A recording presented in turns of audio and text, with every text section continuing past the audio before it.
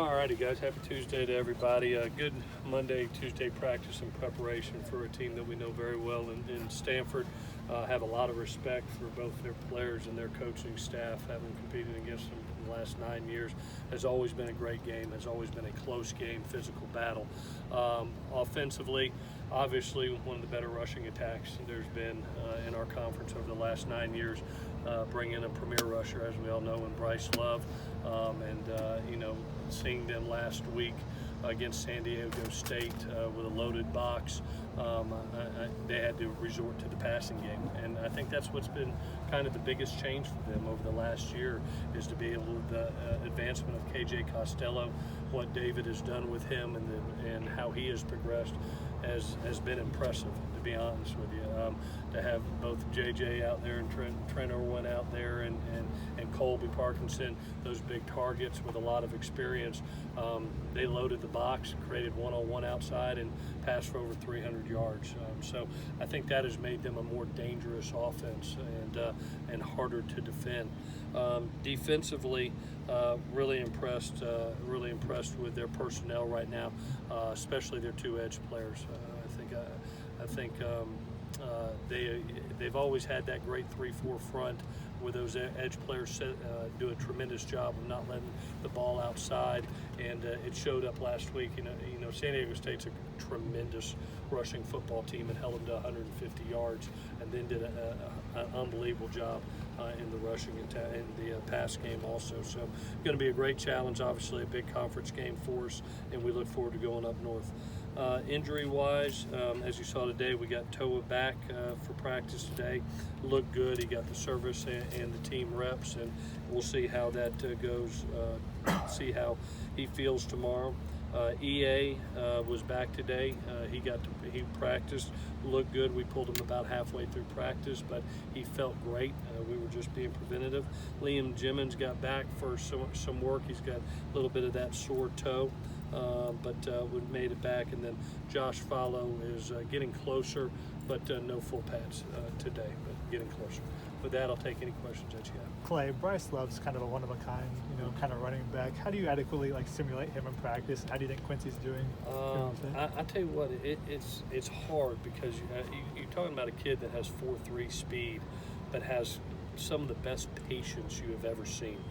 He's not a kid that you don't see him bounce outside, and he's a kid that believes in his lineman. He hides right behind him, stays patient, and as soon as he sees a gap, he explodes. That same patience that a Le'Veon Bell has, he's got that, and that's what all great runners have. But then you cannot simulate 4.3. That speed is unique, and just like Coach Shaw has always had, he's tremendous out of the backfield. They started that with Christian and McCaffrey, and Bryce has just carried that over. So he's a 1-2 punch. He can beat you in a one-on-one matchup in pass routes, and then obviously they can hand it to him as much as 30 times a game. With the way San Diego did load the box, and I think they held him to 50 yards. Mm-hmm. How delicate is that of a balance for you as a coach? Because you could do that, but then you're playing with fire. Yeah, we went back the last 2 games, and we stressed how important today is. Today is our first and second down plan, and when we looked at our first and second down efficiency against them last year, especially first down, it was under 3 yards first down efficiency. I think it was about 2.6, to be honest with you. And that really helped us, because when you're talking about them being in 3rd and 7 to 10 compared to 3rd and 1 to 3. At 3rd and 1 to 3 versus Stanford, they're the best in the world at making that. So we preached to our kids all week how important those first downs would be for us, and it'll be that same way this time around.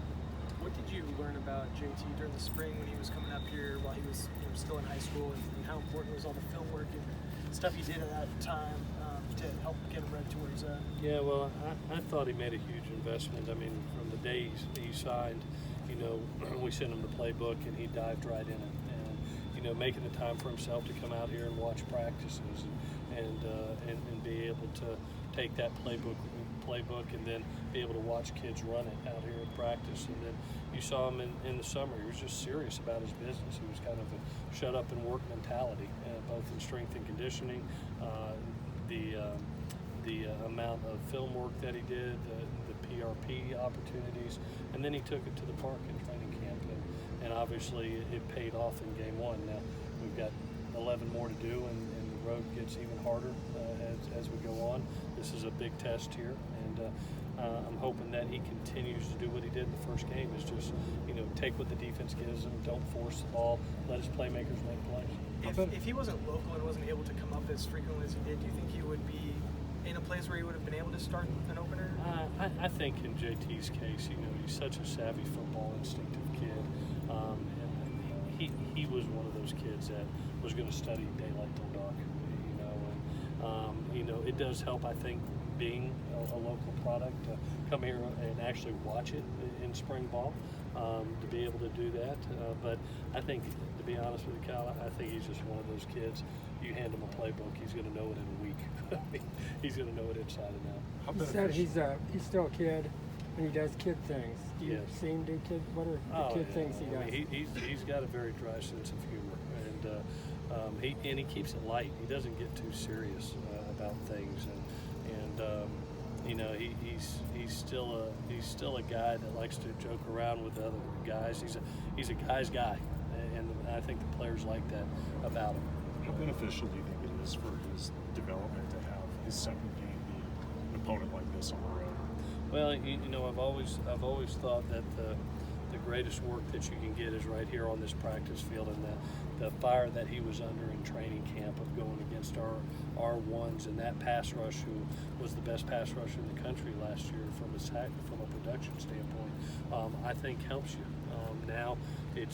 Now being able to do that in the arena and stay focused and stay disciplined, to be able to take what the defense gives you is the next step for him. And he had, I think, 35 opportunities the other day, and really forced one ball. He got glued in on one dig route where he eyed it pretty heavily, and we got fortunate it wasn't a turnover. But 34 out of the 35 opportunities, he went to the right place.